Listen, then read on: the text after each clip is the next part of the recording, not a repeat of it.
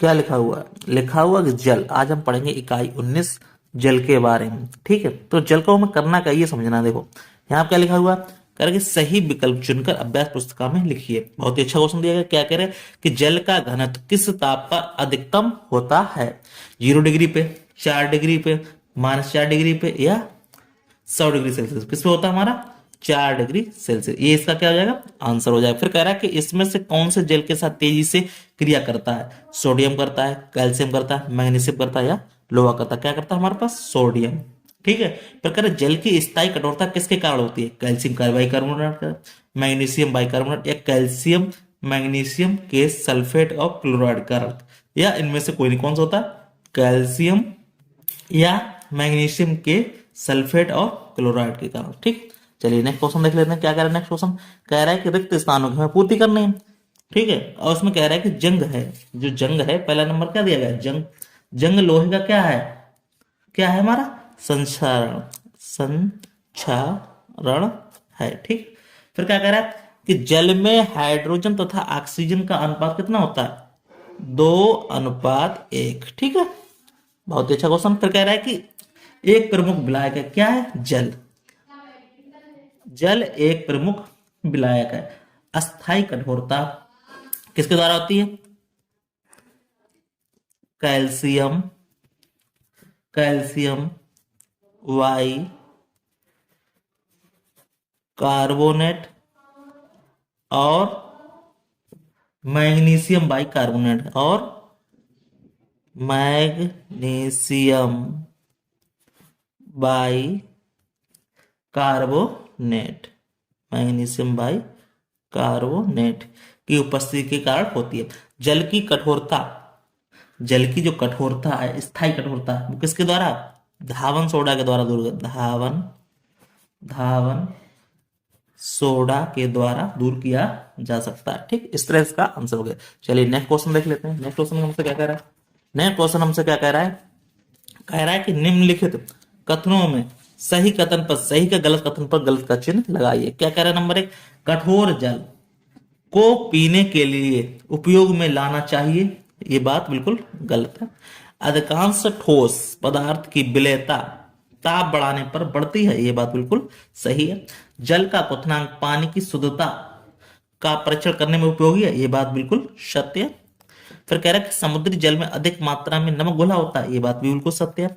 बाष्पन की प्रक्रिया क्षेत्रफल पर निर्भर नहीं करती। ये बिल्कुल गलत है। ठीक, इस तरह इसके आंसर होगा। चलिए अब नेक्स्ट क्वेश्चन देख लेते हैं। नेक्स्ट क्वेश्चन से क्या कह रहा है? कह रहा है कि जल की कठोरता का क्या कारण है?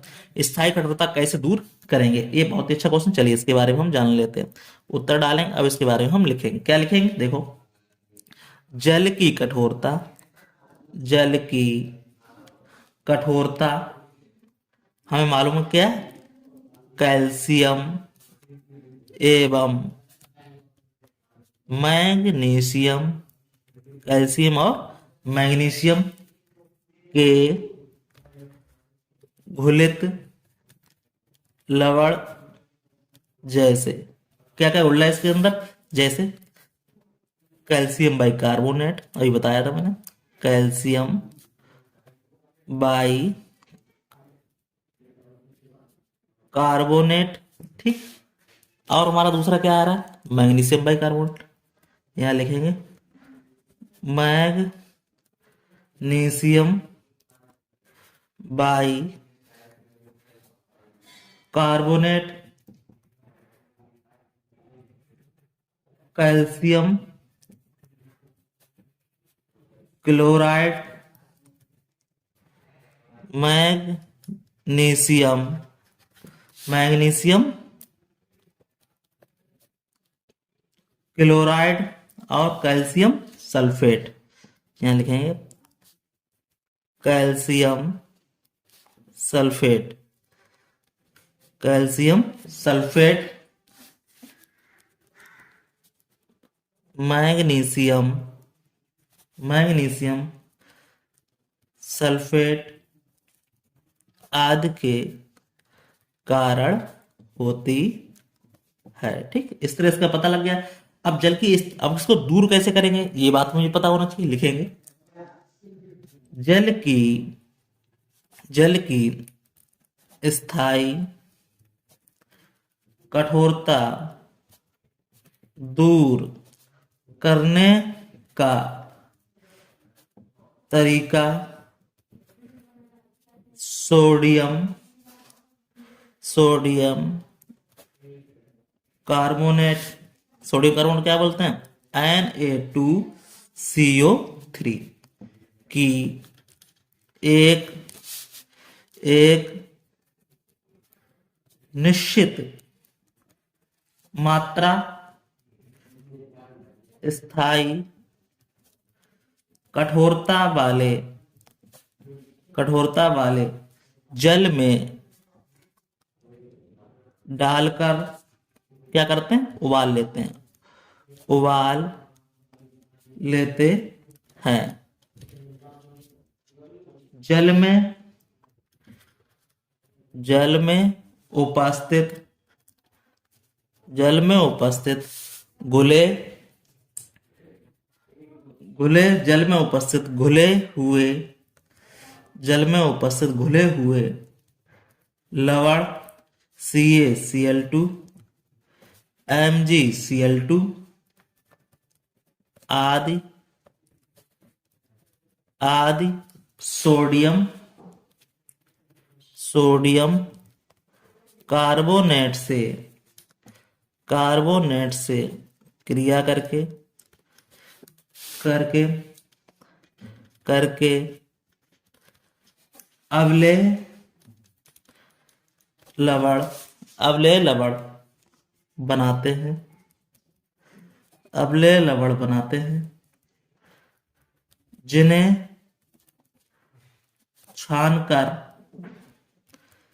अलग कर लिया जाता है। इस प्रकार प्राप्त जल साबुन के साथ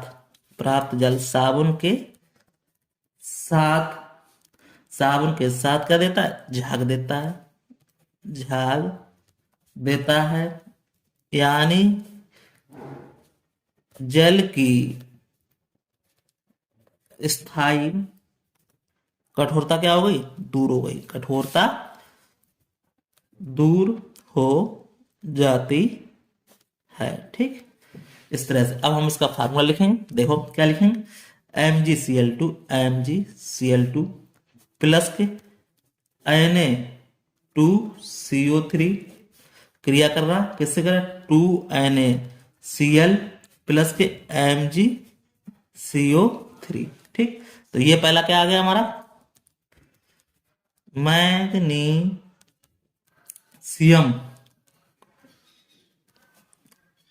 क्लोराइड और सोडियम कार्बोनेट। ठीक, अब इसमें करेंगे क्या करें? Sodium chloride.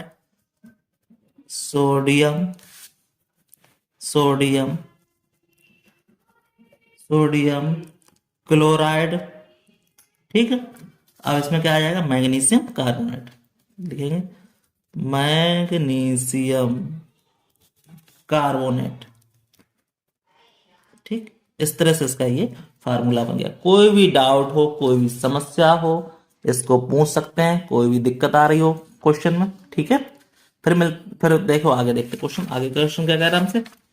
आगे क्वेश्चन हमसे क्या कह रहा है? ये कह रहा है कि जाड़े के मौसम में नदियों के जल की सतह पर बर्फ जमी होने पर जल के अंदर के प्राणी कैसे जीवित रहते हैं? ये भी अच्छा क्वेश्चन है। देखो क्या करना है, लिखो यहाँ पे, इसके बारे में जानकारी लेंगे। ठीक है, तो देखो क्या करें, इसको लिखना है, उत्तर लिखेंगे। ठीक, जब जाड़े के दिनों में ताप 0 डिग्री सेल्सियस से नीचे चला जाता है तो नदियों का पानी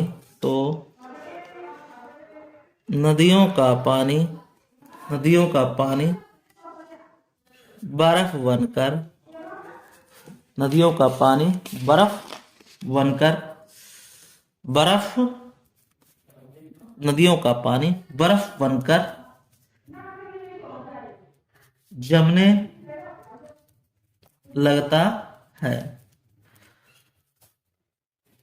जमी हुई बर्फ का आयतन, आयतन अधिक हुआ, घनत्व, घनत्व कम होने से, कम होने से यह पानी की, पानी की, पानी की सतह पर तैरने लगती है। बर्फ पानी को अच्छी तरह कवच के समान, कवच के समान ढक लेती है।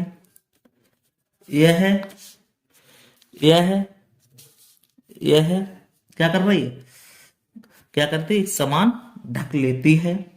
यह बाहर की ठंडक को पानी के अंदर नहीं पहुंचने देती है। ठीक है। बर्फ की ये परत, बर्फ की ये परत जाड़े में, जाड़े में, जाड़े में स्वेटर पहनने के समान है, स्वेटर पहनने के समान है। तालाब,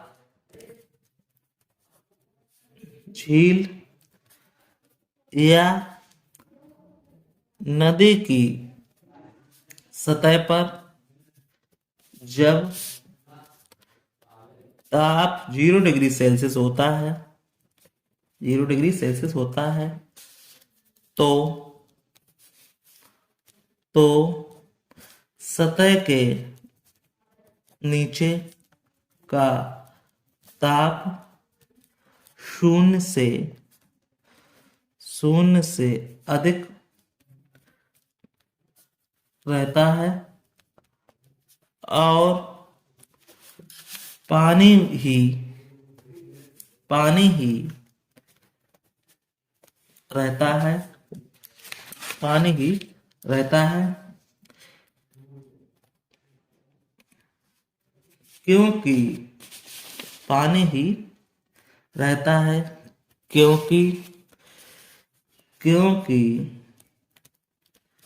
बर्फ की परत पानी की ऊष्मा को बाहर नहीं जाने देती। यही कारण है कि जाड़े के मौसम में, जाड़े के मौसम में नदियों के जल की सतह पर बर्फ जमी होने पर जल के अंदर के प्राणी जीवित रहते हैं। इस तरह इसका आंसर हो गया। कोई भी डाउट हो कमेंट बॉक्स में हमसे कमेंट करके पूछ सकते हैं। कोई भी समस्या हो इस क्वेश्चन में, कोई भी दिक्कत हो इस समस्या, ठीक है। चलिए फिर नेक्स्ट क्वेश्चन देखो क्या कह रहा है कि जल संरक्षण से होने वाले लाभ लिखिए। चलिए उत्तर यहां लिखेंगे। जल संरक्षण का अर्थ है, जल संरक्षण का अर्थ है कि पानी की बचत करना। ठीक है। जल संरक्षण के दूरगामी लाभ हैं। ठीक है, दूरगामी लाभ हैं यदि हम अपने दैनिक जीवन में प्रतिदिन खर्च होने वाले जल का 10% जल भी बचाए तो आने वाली पीढ़ी के लिए काफी राहत हो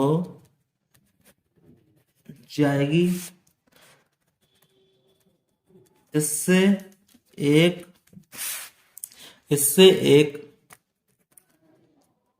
लाभ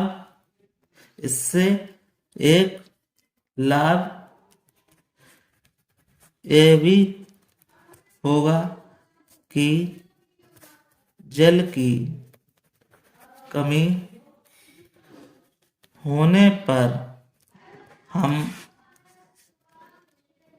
हम बचे जल का उपयोग कर सकते हैं। साथ ही ऐसे लोगों को भी जल प्राप्त हो सकेगा जो जल संकट का सामना कर रहे हैं। ठीक, इस तरह इसका आंसर हो गया। कोई भी डाउट हो, कोई भी समस्या हो तो हमसे बात कर सकते हैं। चलिए नेक्स्ट क्वेश्चन हम देख लें। नेक्स्ट क्वेश्चन हमसे क्या कह रहा है? नेक्स्ट क्वेश्चन कह रहा है हमसे क्या कह रहा है कि तालाब, नाली तथा शहरों के अपशिष्ट प्रदूषण जल के प्रदूषण कम करने में तथा शुद्ध करने का उपाय भी वर्णन कीजिए। बहुत ही अच्छा क्वेश्चन। चलिए इसके बारे में लिख लेते हैं। उत्तर क्या कह रहा है? तालाब, ठीक है, नाली तथा शहरों के अपशिष्ट प्रदूषित जल के प्रदूषण कम करने तथा शुद्ध करने के उपाय। ठीक, क्या है उपाय? देखो क्या है। औद्योगिक अपशिष्ट तथा शहरों के मल बेनन के जल को नदियों तथा समुद्रों में प्रवाहित करने से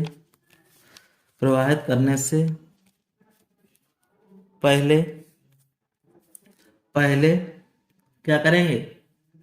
पहले सीवेज ट्रीटमेंट संयंत्र द्वारा उपचारित किया जाता है। सबसे पहले जल मल को एक घर्षण अभिक्रिया से गुजारते हैं। तत्पश्चात इसे अनेक अवसाद हौजों या कक्ष से गुजारते हुए चूने की सहायता से उदासीन किया जाता है। इस चरण तक का प्रक्रम प्राथमिक उपचार कहलाता है। जल में अभी भी रोगाणु अन्य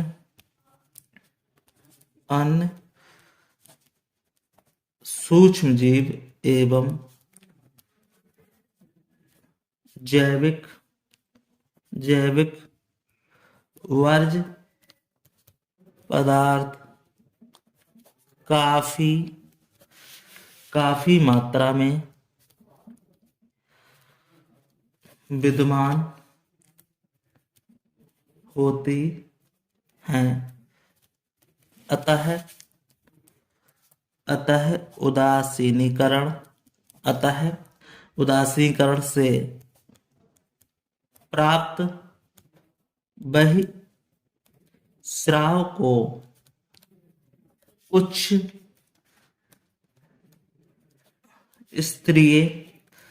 स्तरीय अवायवी वाहक आवरण में भेजा जाता है। यह एक प्रतिक्रम रिएक्टर है। इसमें अवायवी जीवाणु जल में उपस्थित जैव निम्नीकरणीय पदार्थों का अपघटन करते हैं। इस अभिक्रिया में दुर्गंध समाप्त हो जाती है तथा मेथेन CH3 बाहर निकलती है,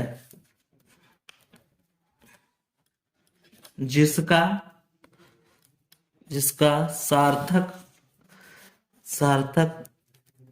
उपयोग किया जा सकता है। इस प्रकार 85% तक प्रदूषण हट जाता है या प्रदूषक हट जाता है, प्रदूषक हट जाते हैं। यहां से यहां से यहां से जल को वायु मिश्रण टैंकों में भेजा जाता है, जहां इस जल में वायु तथा जीवाणु मिश्रित किए जाते हैं। जीवाणु जैव वर्ज्य का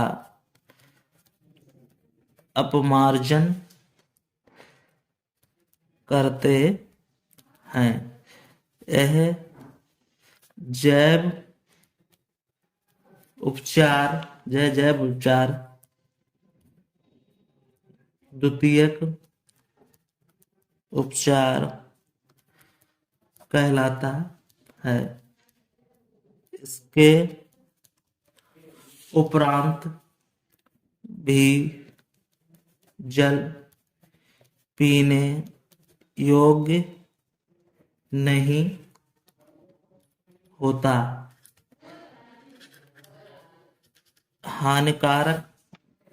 हानिकारक सूक्ष्म जीवों को हटाना आवश्यक है। इसलिए रोगाणु नाशक एवं अंतिम चरण तृतीय उपचार प्रक्रिया है। इस प्रक्रिया में जल में घुले अजैविक पदार्थों व जीवाणुओं को पूर्णतः मुक्त किया जाता है। इसके लिए क्लोरीनीकरण,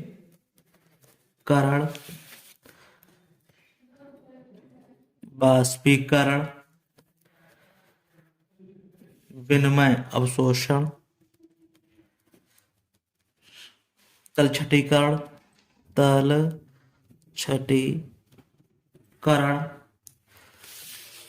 या बालू छन्नक जैसी उपयोग में लाई जाती है।